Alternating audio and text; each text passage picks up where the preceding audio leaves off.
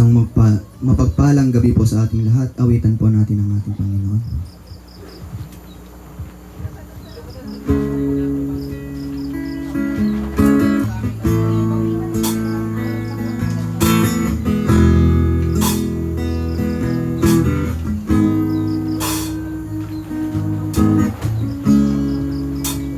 I was sure by now that you would have reached down and wipe all your tears away. You're stepping into the day, and once again I say amen, and it's still raining. As the thunder rolls, I barely hear you whisper through the rain. I'm with you, and as your mercy falls, I raise my hands and praise the God who gives and take away. And I'll praise you in the storm, and I will lift my hands, for you are who you are. No matter where I am, and every tear I cry, you hold in your hand. You never left my side, and though my heart is torn, I will praise you in this storm.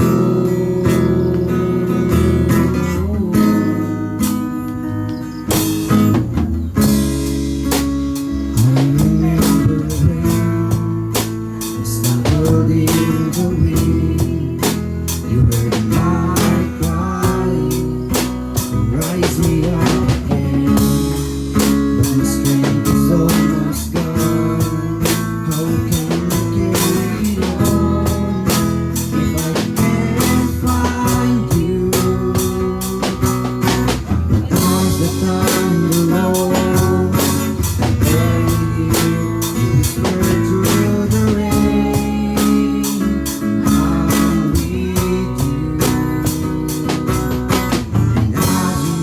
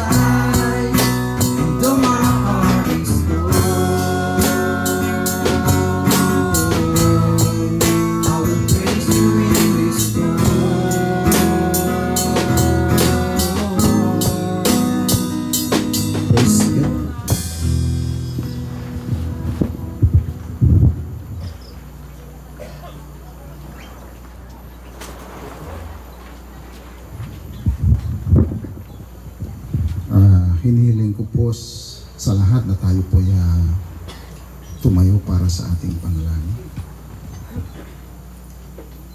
Father in heaven, patuloy po kaming sumasa inyo, Panginoon, upang ihayag ang walang hanggang pagpupuri at pagsamba at pasasalamat sa inyo, Panginoon. Yes, Lord, napakabuti mo talaga dahil sa duration na nandito kami sa lugar na ito ay Lord God, na ramdam namin ang iyong presensya until now, Panginoon. Lord God, ito po yung pangalawang gabing revival meeting namin. Hayaan mo pong ikaw ang masunod, Panginoon. Ang iyong kagustuhan ang siyang mangyayari, Panginoon. Alam po namin ikaw ang Diyos na makapangyarihan, all-knowing God, na ikaw ang pinapapurihan, Panginoon.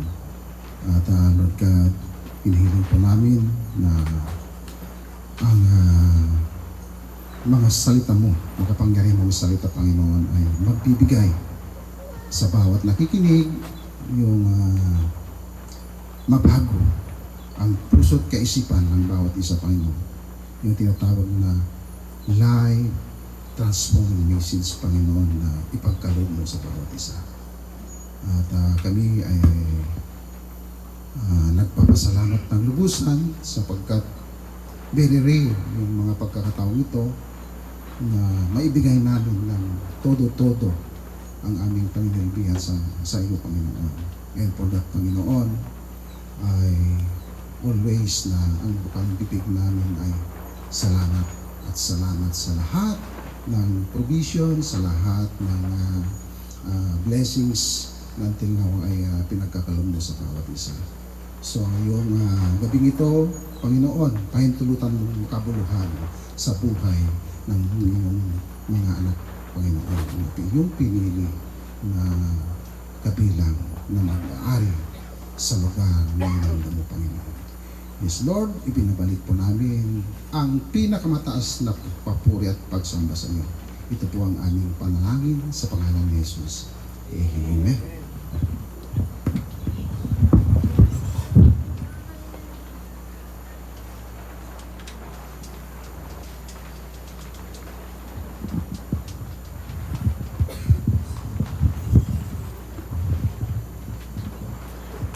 Hinihiling ko po na tayo tumayo uli upang bigyan ng galang ang salita ng Panginoon sa awit 1 verse 1 hanggang 6. Ito po ang kanyang sinasabi. Ang tunay na kagalakan. Mapalad ang taong hindi nakikinig sa payo ng masama at hindi sumusunod sa masama nilang halimbawa. Hindi siya nakikisama sa mga kumukutya at hindi nakikisangkot sa gawaing masama. Sa halip, kasiyahan niyang sumunod sa kautusan ni Yahweh. Binubulay-bulay niya ito sa araw at gabi. Katulad niya'y punong kahoy sa tabi ng isang batisan. Laging sariwa ang dahon at namumunga sa takdang panahon. Ano man ang kanyang gawin, siya'y nagtatagumpay. Hindi gayon ang sino mang gumagawa ng masama. Ito ay tulad ng ipa, hangin ang siyang tumatangay, ang nagtatangay. Sa araw ng paghuhukom, parusa niya'y nakalaan. Siya'y ihihiwalay sa grupo ng mga banal. Sa taong matuwid, si Yahweh ang pumapatnubay. Ngunit ang taong masama, kapahamakan ang hantungan. Marayawila.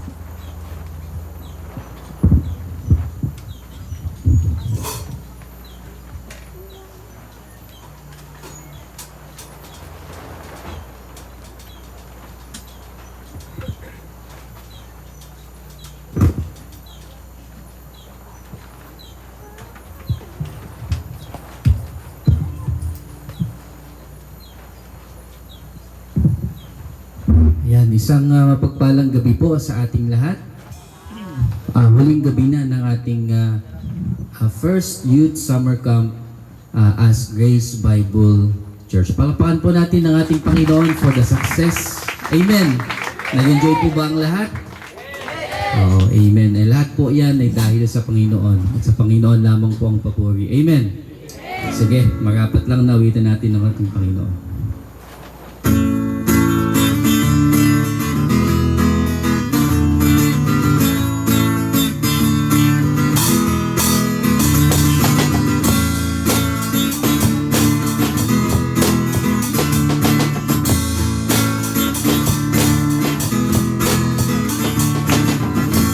Lord, I lift your name on high. Lord, I love to sing your praises. I'm so glad you're in my life. I'm so glad you came to save us. You came from heaven to earth to show the way, from the earth to the cross. My debt to pay, from the cross to the grave, from the grave to the sky. Lord, I lift your name on high.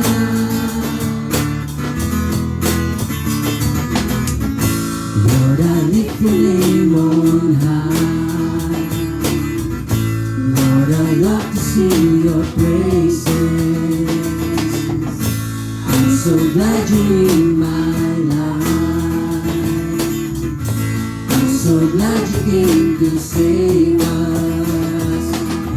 You came from heaven to earth to show the way, from the earth to the cross. My debt to pay, from the cross to the grave, from the grave to the sky. Lord, I lift your name on high. You came from heaven to earth to show the way, from the earth to the cross. My debt to pay, from the cross to the grave, from the grave to the sky. Lord, I lift your name on high. Lord, I lift your name on high. Lord, I lift your name on high. Malakas na palakpak po para sa ating Panginoon. Amen. As we sing this song sa ating pong pag-awit ng awiting ito, let us look back at the cross. Amen. Balikan po natin yung krus ng Kalbaryo kung saan ibinuhos ng Diyos ang kanyang napakadakilang pag-ibig sa atin.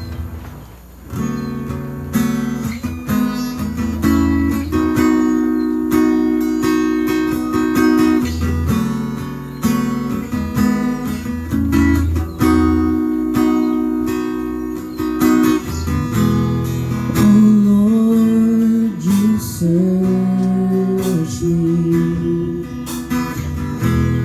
you know my way. Even when I fail you, I know you love me. Your holy presence surrounding me. In every season, I know you love me. I know you love me. At the cross I bow my knees, where your blood was shed for me. There's no greater love than this. You have overcome the grave. Your glory fills the highest place. What can separate me now?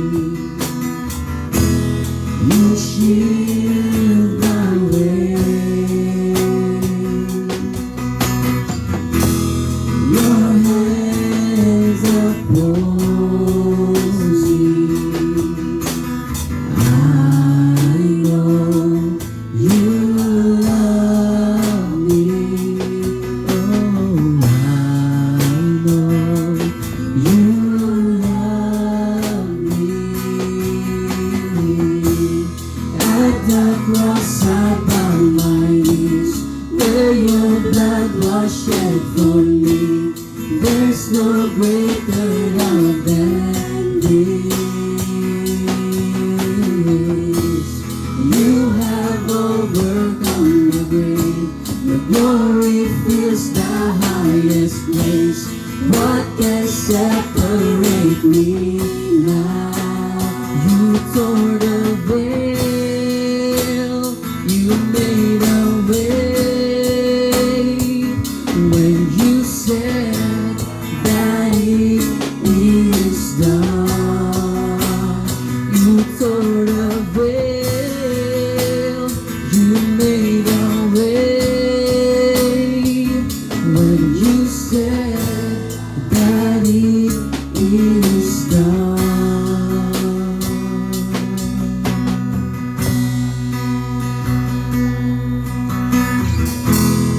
And when the earth fails, falls from my eyes,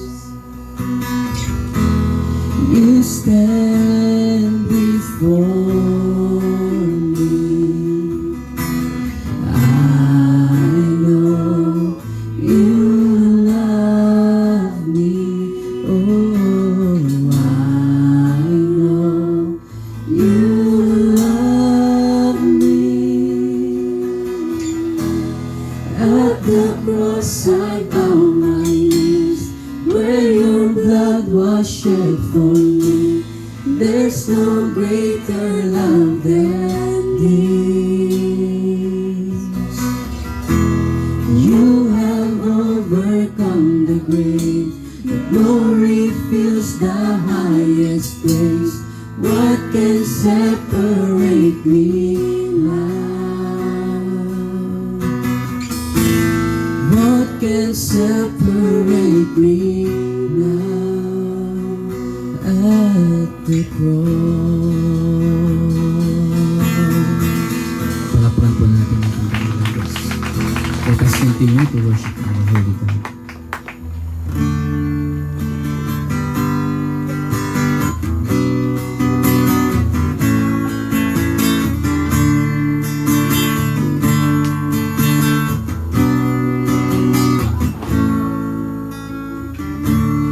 I'm forgiven because you were forsaken. I'm accepted, you were condemned. I'm alive and well, your spirit is within me, because you died and rose again. Ulitin po natin. I'm forgiven because you were forsaken. I'm accepted, you were condemned. I'm alive and well, your spirit is within me, because you died and rose again. Amazing love, how can it be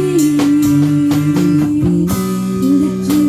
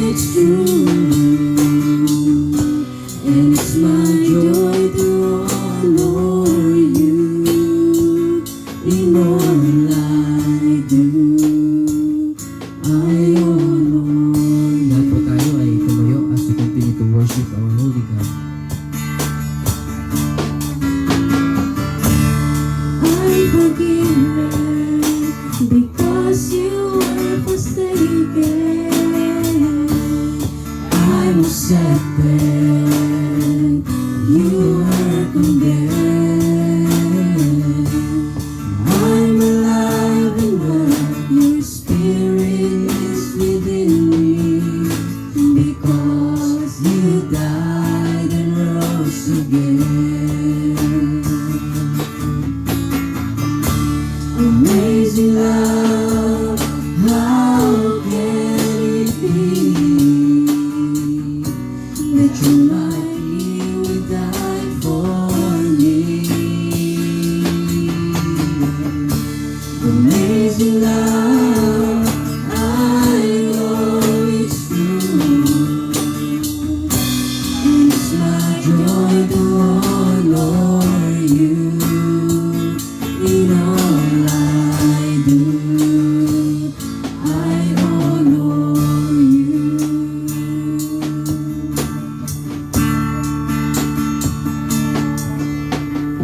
You are my peace, Jesus. You are my peace. You are my peace, Jesus. You are my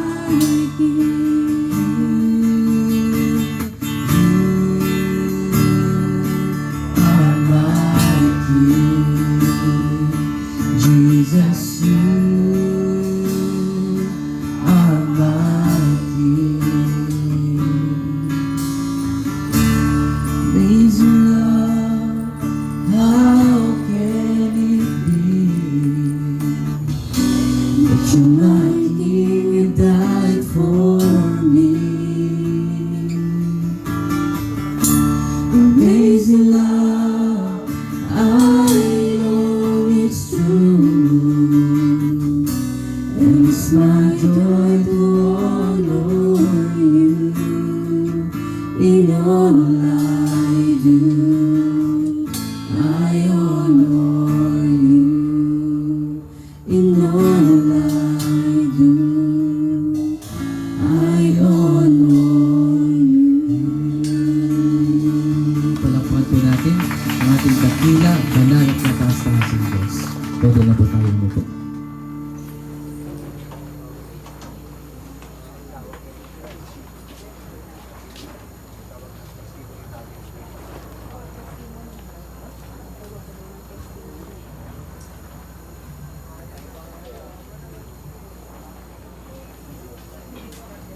Amen. So, nakaka-bless ang ating praise and worship.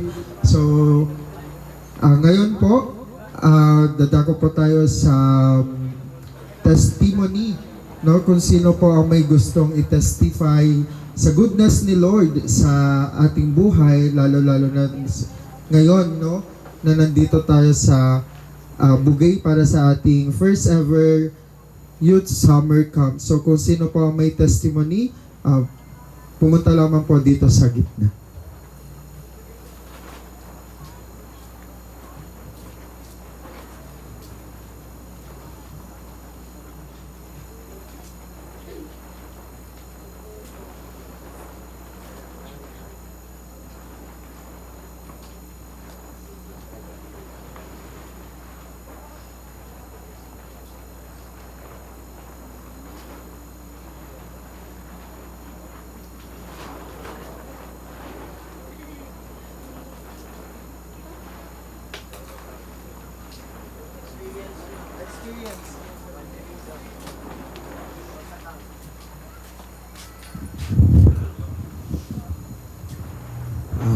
Diyos taggabi ng irawawaragi uli. Kaya ko ma-testimony and nakaka-bless. Simula first day, mabalo nga din ta team ko ira to kanayong ira nga maki-cooperate nilamang to activities kanayong din ira nga magina to word ni God mabless ga ta bawat preach to bawat uvovog to naging na simula ta topic 1 at de more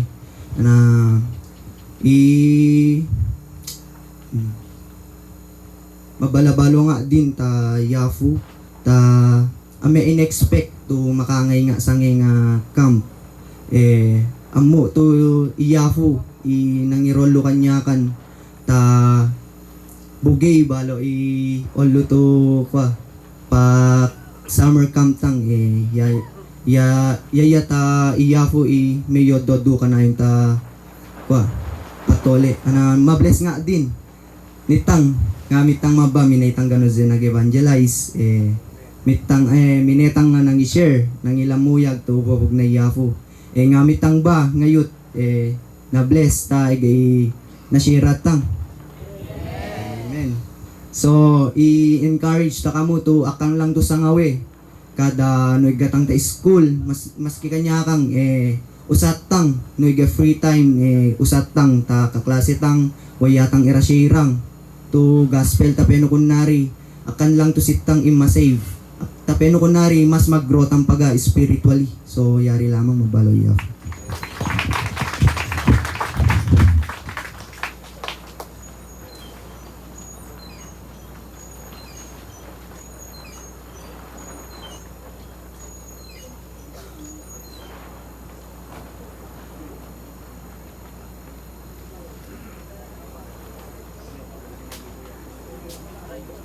May gusto pa po mag-share ng kanyang testimony?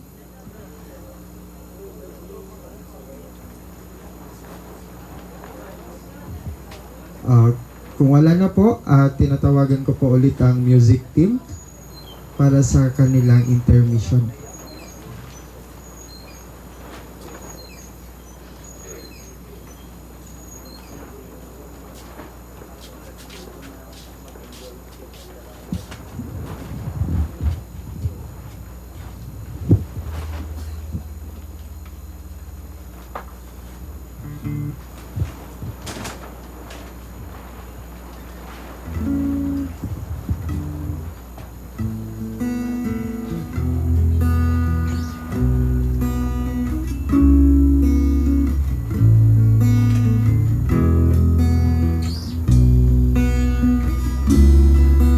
I've seen my Father's glory, revealed in Jesus Christ. And the more that I behold, the more He satisfies. When I gaze upon His beauty, when I see Him as I should, then my eyes are lifted upward for His glory and my good.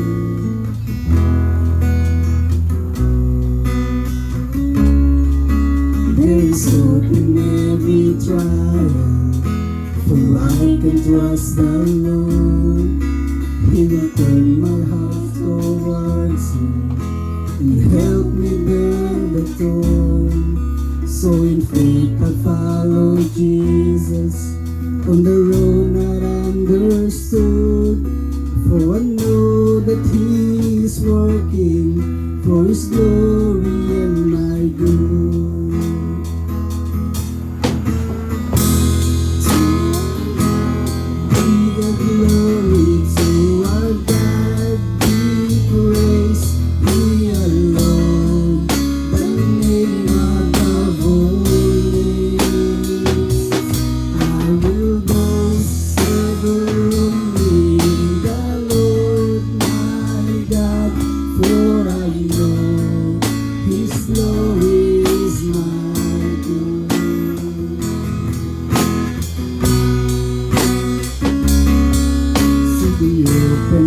Of Jesus upon the cross that day, what they understood as weakness deserves my every praise. For the truth that was against me, it was nailed into the wood. Yes, I know that He has saved me for His glory and my good. To our God be the glory, to our God be praise, He alone, the name above all names. I will boast ever only in the Lord my God, for I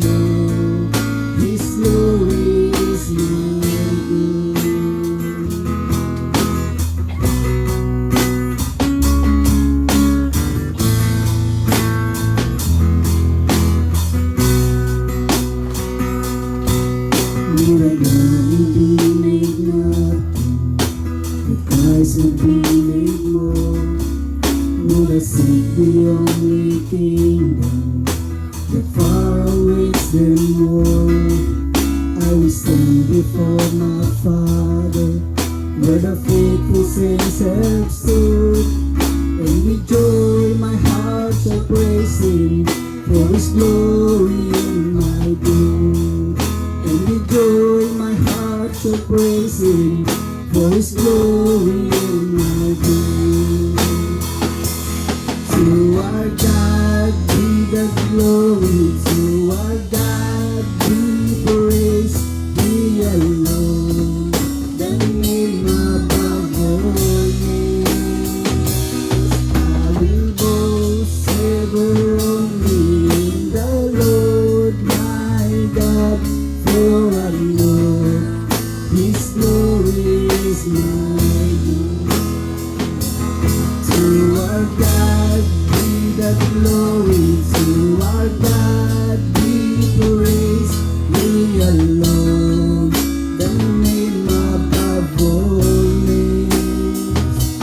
I will boast ever only in the Lord my God, for I know His glory is my good.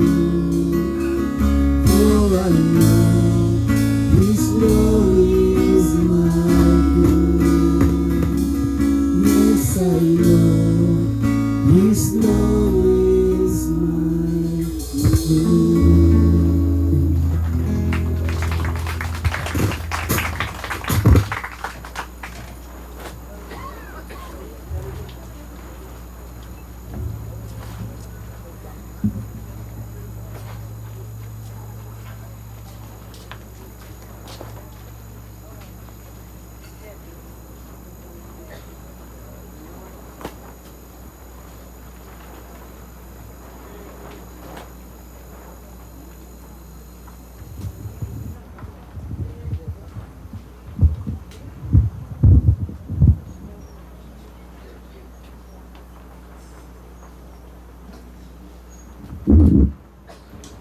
Isang mapagpalang gabi po sa ating lahat.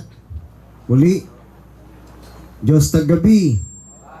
Oo, hari. Makastan iba nagbalo, taga tabag na. No Tagalog, gawang tabag na. Ako'y nagagalak. Nagpupuri ako kay Lord.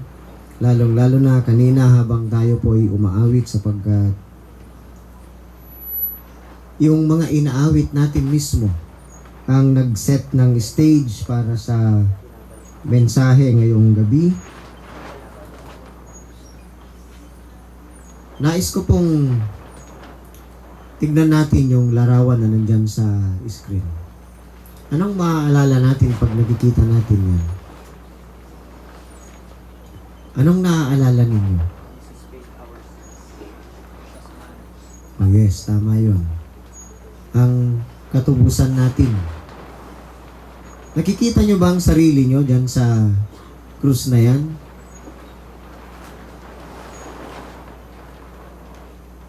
Sino kaya ang dahilan? Bakit ang Panginoong Yesus ay napako sa krus? Sinong dahilan? Tayo. Tayo ang dahilan.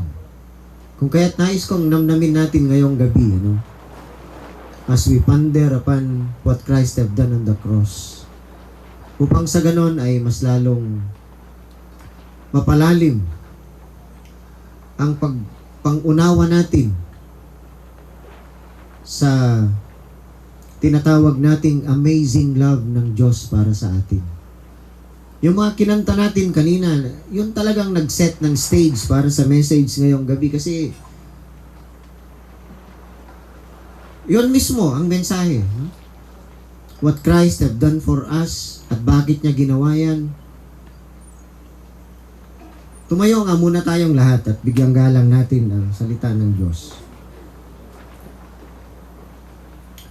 Sa John chapter 19, ganito ang mababasa natin mula sa verse 28.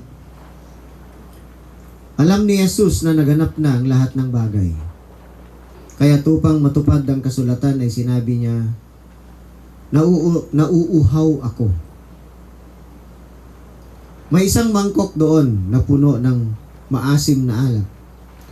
Inilubog nila rito ang isang espongha.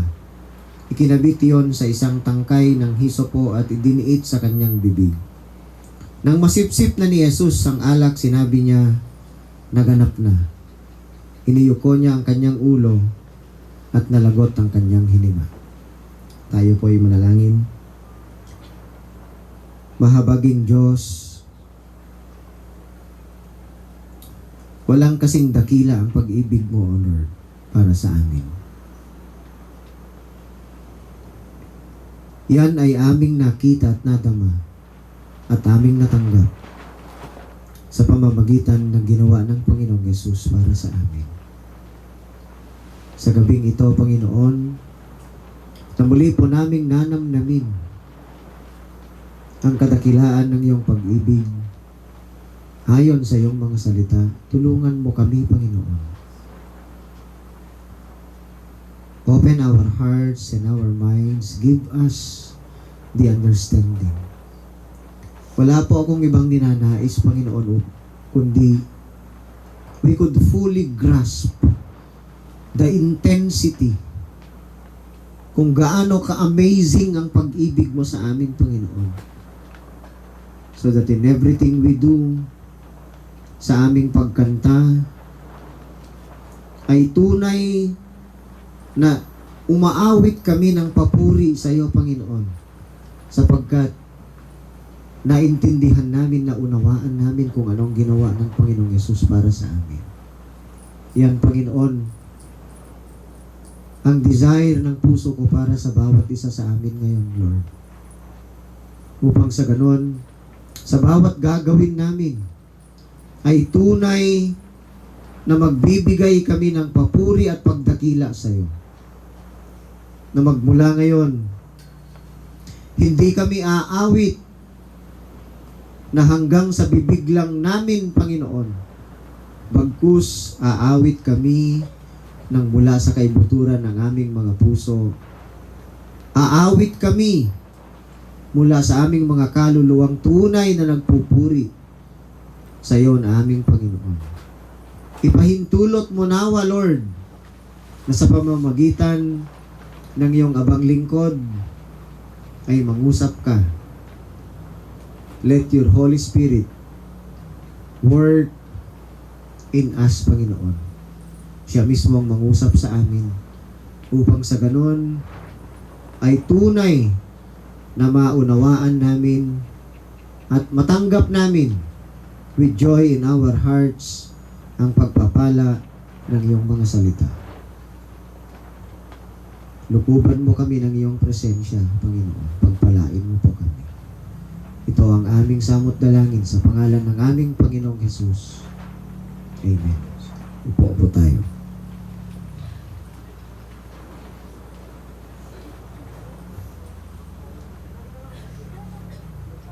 Kung sa exact date, sa exact day ng kamatayan ng Panginoong Jesus, siya ay namatay sa tanghaling tapat nung siya ay napako sa krus.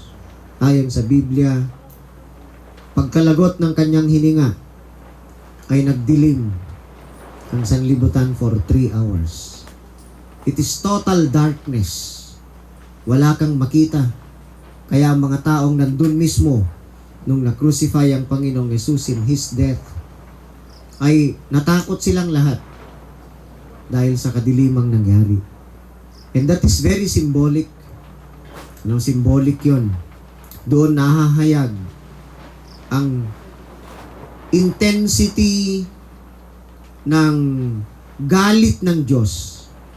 The wrath of God and the love of God has met in the cross in that time. Kailangan ninyong maintindihan yon. Kailangan nating maunawaang mabuti. Bakit nangyari ang mga bagay na yon? But before that happened, before na nagdilim ng utter darkness with 3 hours, ayon sa Biblia, ay namnamin muna nating mabuti ang mga kataga na sinabi ng Panginoong Yesus, especially yung sinabi niya na I thirst. Yun ang second to the last. nakatagang binitawan ng Panginoong Yesus. Kasi ang huli ay yung sinabi niya kanina na it is finished. It is finished. Bago siya nalagutan ng hininga. Ngayon, pag-aralan nating mabuti, namnamin nating mabuti ang mga sinabi ng Panginoong Yesus, the cry of the suffering lamb. Napakahalaga po nito. Itong sinabi niyang, I thirst, ako'y nauuhaw. As the King of Glory hangs upon a Roman cross, He don't deserve that. He doesn't deserve, I should say. Hindi karapat-dapat ng Panginoong Yesus ay maipako sa isang Roman cross sapagkat yan ang pinakamabigat na parusa during their time sa isang makasalanang tao. Ngunit ang Panginoong Yesus, narinig natin sa mensahe ni Pastor Ricky kanina, He was tempted in every way, but He was without sin. Wala siyang kasalanan kahit isa. He doesn't deserve to be crucified in a Roman cross. But as He was hanging on that Roman cross, tinanggalan siya ng damit. He was stripped of His clothes. He was scourged. Nalakkalakwag, ipatapatag na.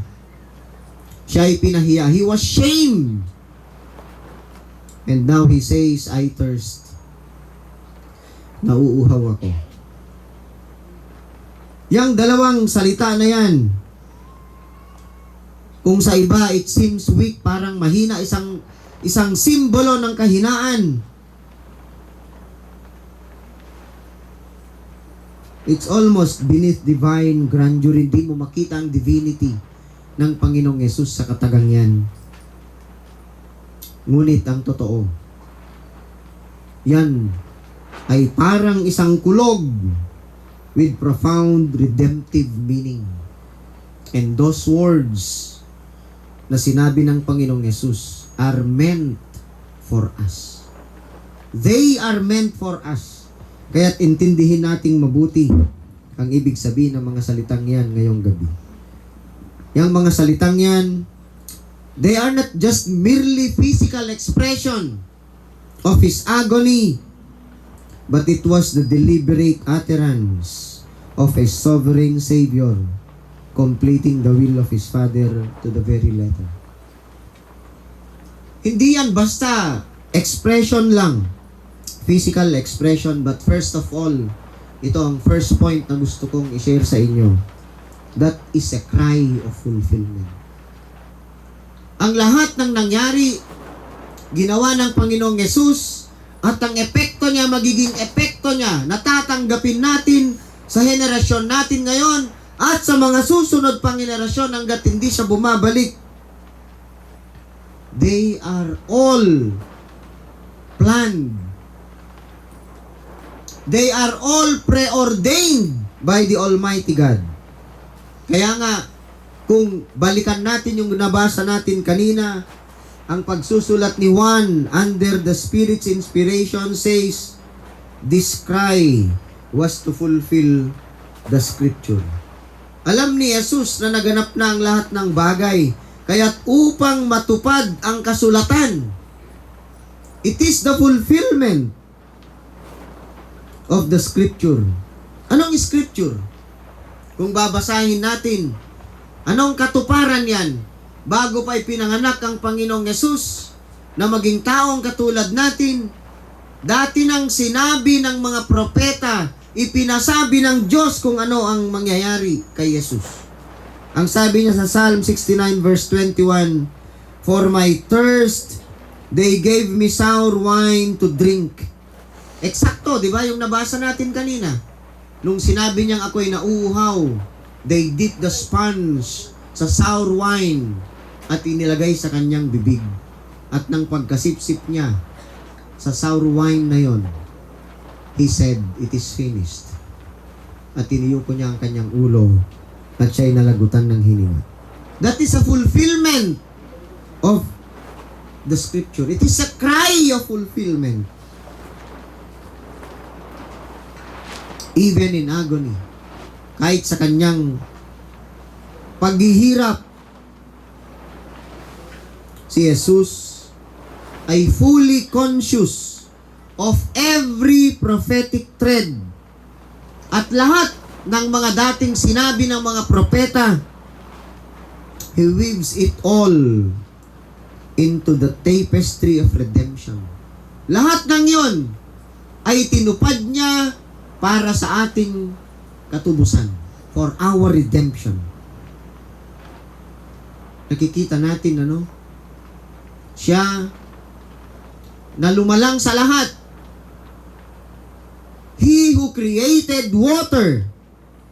Kung babasahin niyo ang Biblia sa Colossians 1:16, for by Him, everything was created under heaven and earth. Lahat. For by Him and for Him and by Him, everything was created. At siya, na lumalang sa tubig na iniinom natin ngayon, in that particular event, He purchased in thirst. Uhaw na uhaw siya. Siya na tinatawag ng Biblia na fountain of living water was drained for His people. At hindi yun tsamba. Every prophetic drop is squeezed out with intentional, sovereign purpose. Nothing is accidental. Nothing is wasted. It was foretold and now it was fulfilled. Pati ang suffering ng Panginoong Yesus ay dati pong sinabi yan. Kung titignan natin ang Biblia sa Acts chapter 3 verse 18, ganito po ang nakasulat.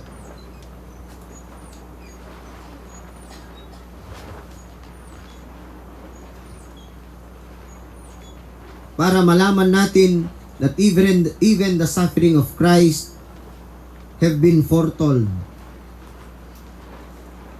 Sa Acts chapter 3 verse 18, ganito po ang nakasulat. Ngunit sa ginawa ninyo'y natupad ang matagal nang ipinahayag ng Diyos sa pamamagitan ng mga propeta na ang Kristo ay kailangang magtiis ng hirap. Dating sinabi ng mga propeta, tunay na propeta ng Diyos, na ang Kristo, si Jesus, ay kailangang maghirap. That's why I told you, His words is not just a physical expression, but it is a cry of fulfillment. And that fulfillment is intentional for our redemption. Para sa kaligtasan natin. Makikita natin mamaya, ang Creator mismo ay nauhaw. Kung titignan natin yung image kanina, we should pause and tremble because the same voice na nagsabing, "Let there be light," nung nasa krus siya, ay sinabi niya, "Nauuhaw ako." Ang makapangyarihang Diyos, the omnipotent one, He chose to feel frailty. Pwede sana siyang tumawag ng legions of angels to rescue Him. But He chose to hunger. He chose to weep. Diba yun yung isang question sa quiz kaninang umaga? The shortest verse. Matandaan nyo ba kung ano yun? John 11. Anong nakalagay doon? He chose to weep, and now He thirsts. Not for relief. Ang pagsabi ni Jesus na I thirst is not an expression na kailangan niya ng relief. No. He does not beg for pity. Hindi siya nagmakaawa. Ngunit sinabi niya yon so that the scripture might be fulfilled and justice be satisfied. Walang ibang paraan upang ang hustisya na kinakailangan ng Diyos bilang kabayaran ng ating kasalanan must be satisfied. It is only by what have Christ done on the cross. Ngunit, ang kanyang cry, that is not the thirst of defeat, but the thirst of a triumphant Lamb. Tagumpay para sa atin, that even in His suffering, He reigns. Sa kanyang uhaw na pagkatao, He is executing divinity's grand design. Na pinili po niya, sinadya niya. Bakit kailangan na siya'y maging tao?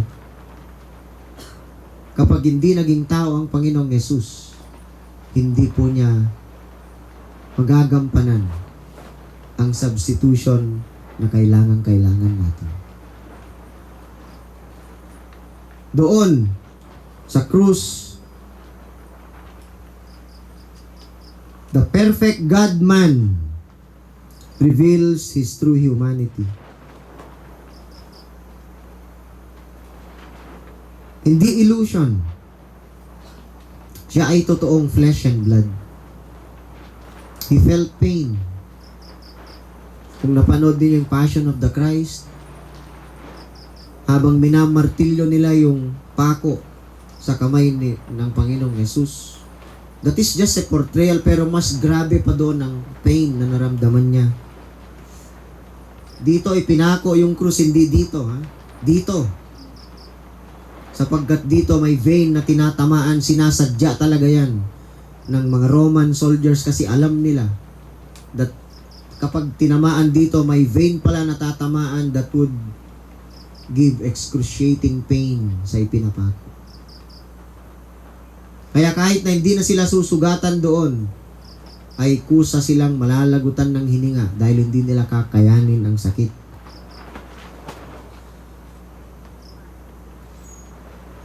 He felt pain, but He endured it all. Ang sabi nga sa Hebrews chapter 2 verse 17, He had to be made like His brothers in every respect.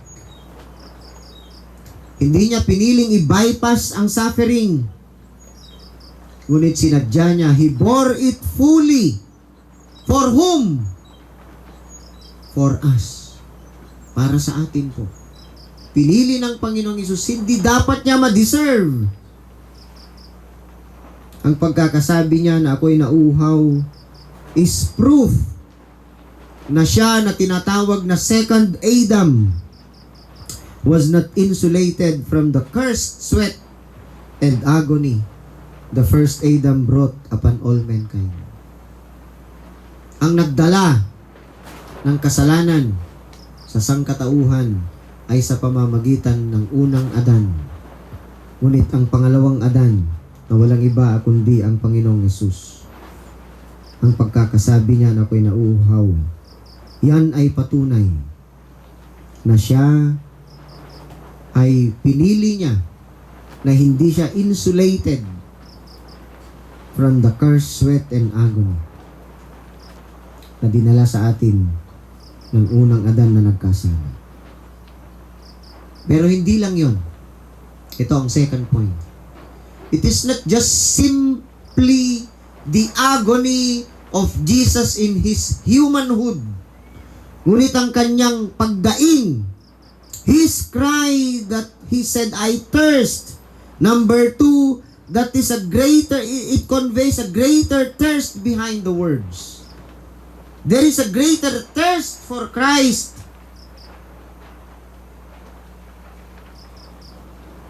And what is that? A deeper thirst, a spiritual ache. Ang sabi sa Psalm 42 verse 2, My soul thirsts for God, for the living God. When shall I come and appear before God? Ang anak na si Jesus, the Son, now bearing sin, no longer senses the Father's intimate fellowship.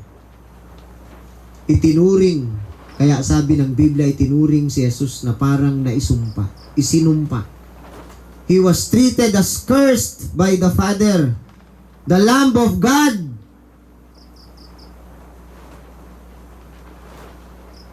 Inako niya lahat. He bore the sins of His people. And He cries out with a thirst that stretches beyond physical dryness. Siya ay nauuhaw ng panahon na yon sapagkat siya ang naging cursed substitute para sa atin. Tayo dapat ang maisumpa dahil sa ating pagkakasala. Ngunit pinili niya, tinanggap niya. The full wrath of God is poured out like scorching sun, and the living water is scorched for us. Nakalain mo yon? Inako ng Panginoong Yesus ang lahat ng parusa na dapat tayo ang tatanggap. Could you imagine that? Kaya napakaganda nung kanta kanina, At the Cross.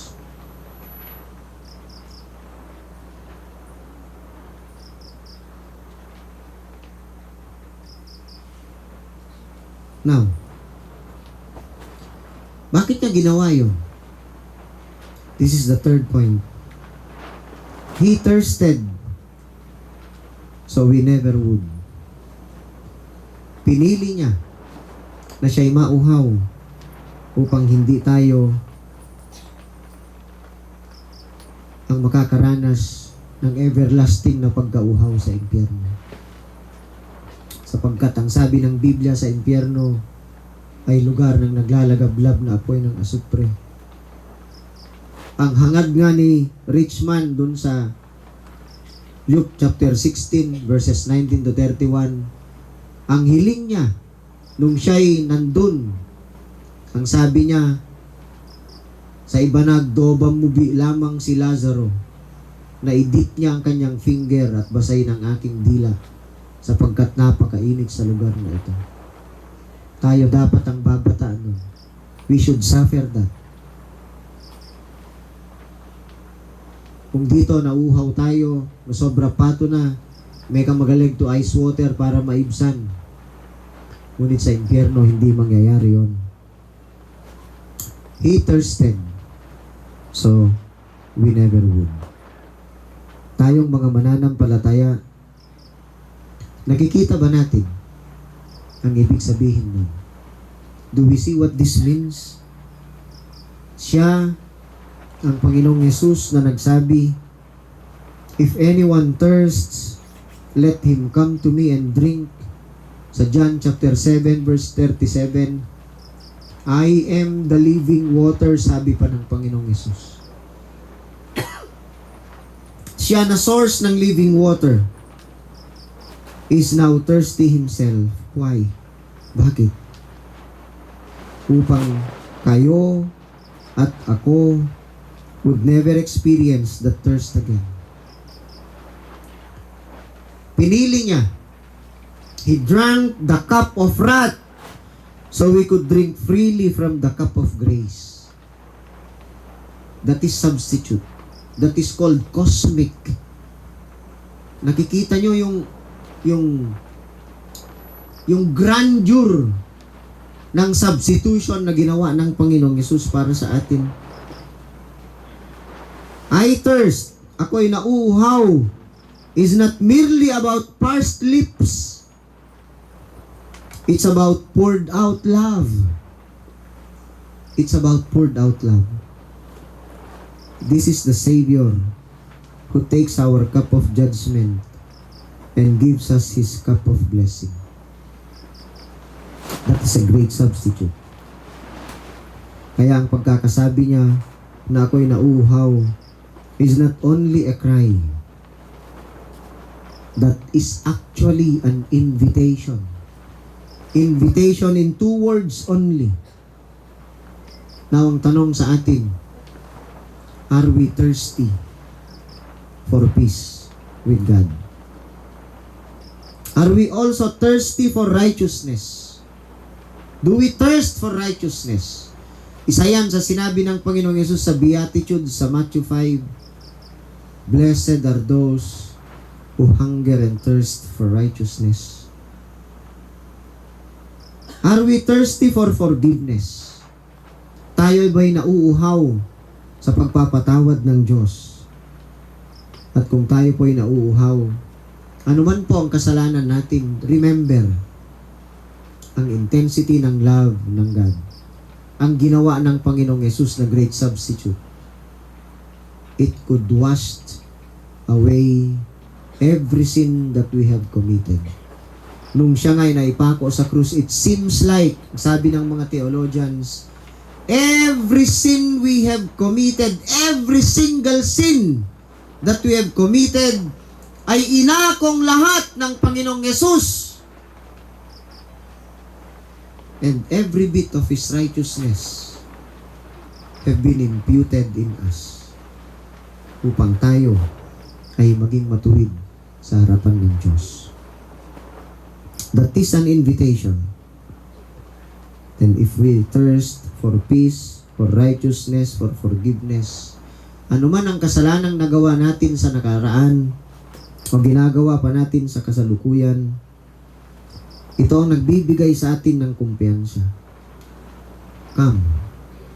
Come to the one who thirsted in your place so you might drink living water without price.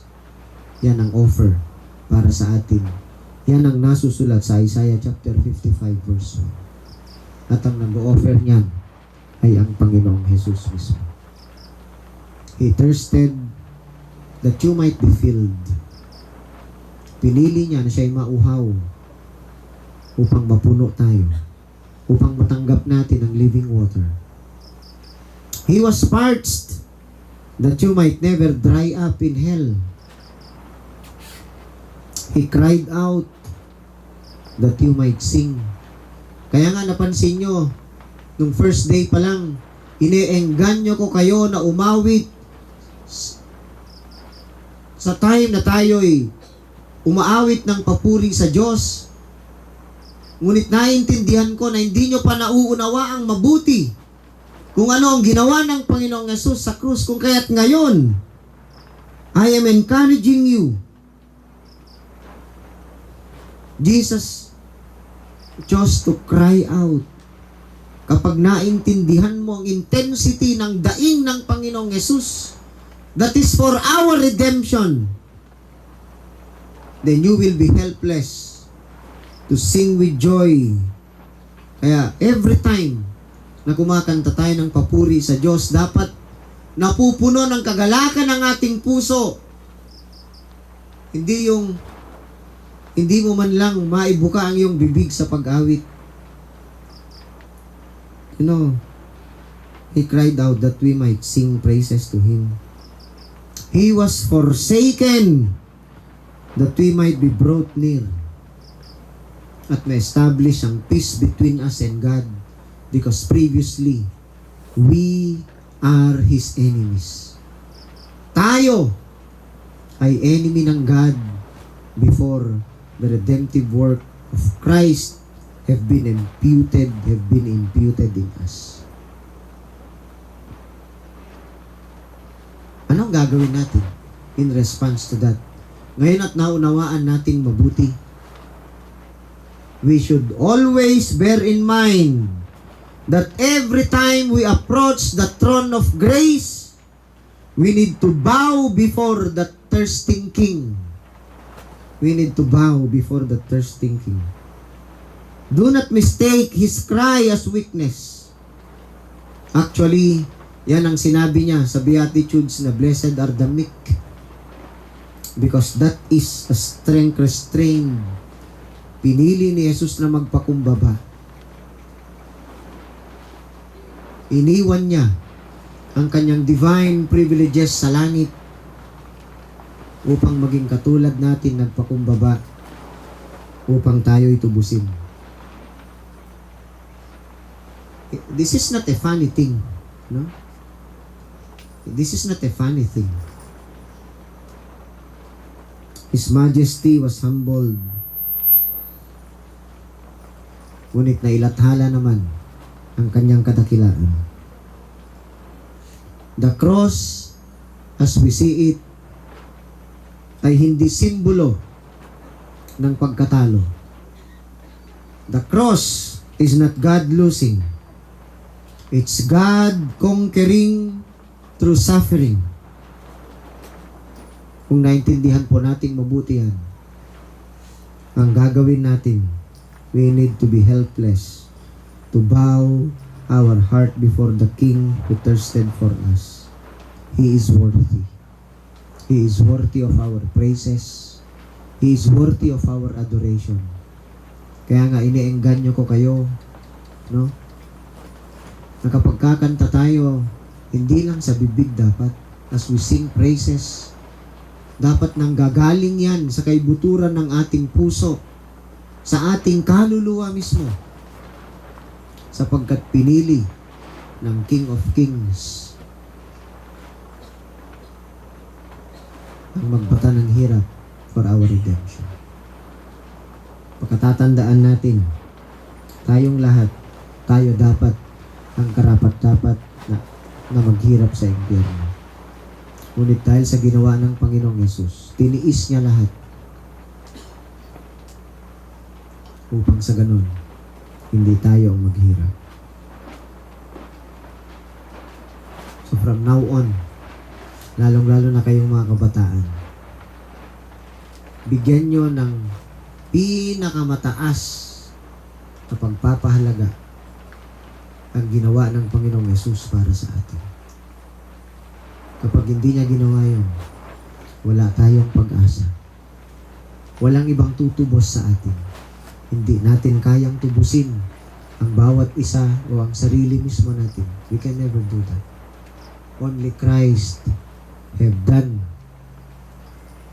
the perfect sacrifice para maapis ang wrath ng Diyos sa ating mga kasalanan. Namnamin niyo po yun. Pag nilay-nilayan, pag bulay-bulayan po natin. At ito po ang mensahe ng Panginoon para sa ating lahat. Tayo po yumuko at manalangin. Dakilang Diyos, tunay Panginoon na napakadakila ng iyong pag-ibig.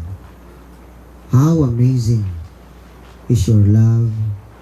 How amazing is your grace and your mercy that you have bestowed upon us. Hindi po kami deserving sa iyong habag, sa iyong kagandahang loob. Ngunit pinili mo pa rin, Panginoon, na ibigay sa amin. You have freely given us.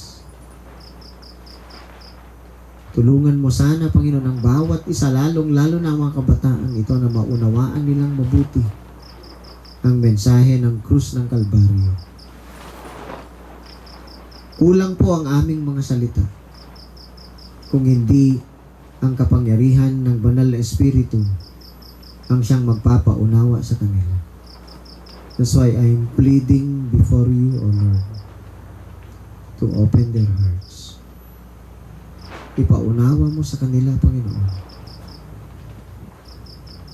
upang sa mga susunod na araw ay makita nila, namnamin nilang mabuti ang kadakilaan ng pag-ibig na ipinakita mo sa amin, tinanggap namin sa pamamagitan ni Jesucristo, upang ang buhay nila, ang buhay namin, ay maisentro sa pagbibigay lamang ng kaluwalhatian at karangalan sa iyo na aming Diyos. Maraming salamat sa pangungusap mo sa bawat isa. Panatilihin mo ito sa aming mga puso't isipan, Panginoon. Ito po ang aming samot dalangin sa pangalan ni Jesus. Amen.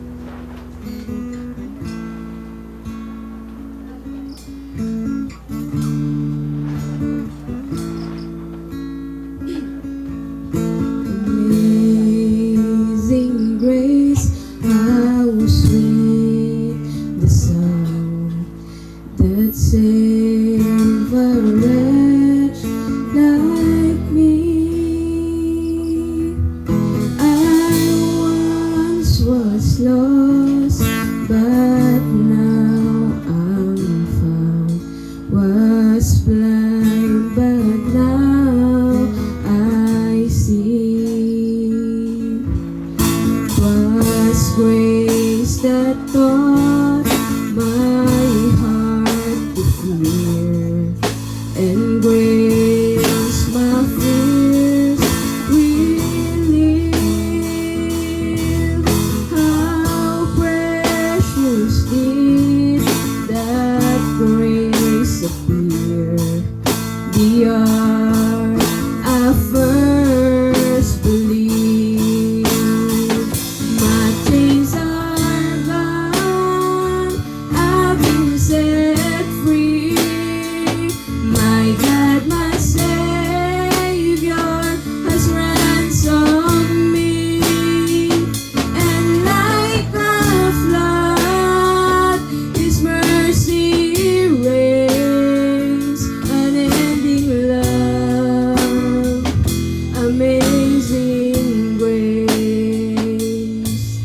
The Lord has promised good to me. His word my hope secures. He will my shield and portion be, as long as life endures. My chains are gone, I've been set free.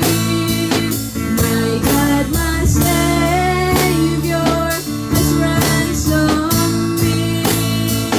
And like a flood, His mercy reigns, unending love, amazing grace. My chains are gone, I've been set free. My God, my Savior has ransomed me. And like a flood, His mercy reigns, unending love, amazing grace. The earth shall soon dissolve like snow, the sun forbid to shine. But God who called me here below will be forever mine, will be forever mine. You are forever mine. Praise God.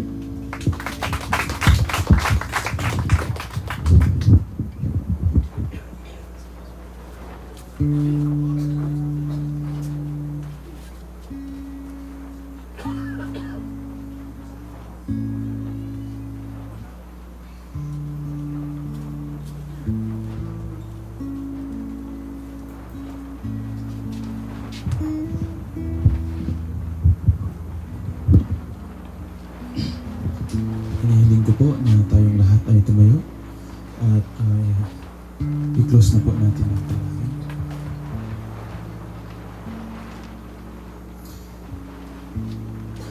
Napakadakilang Diyos at makapangyarihan sa lahat.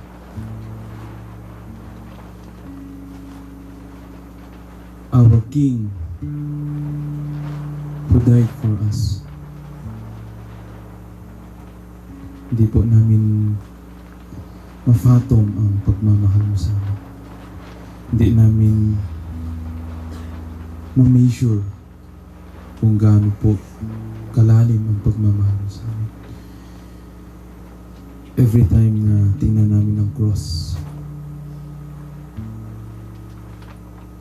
na sana kami dun ang nagsasuffer. But because of your great love, Lord, kayo po ang nagdusa. Kayo po ang umako sa sakripisyo na mangyayari sa amin. Na Lord, help us na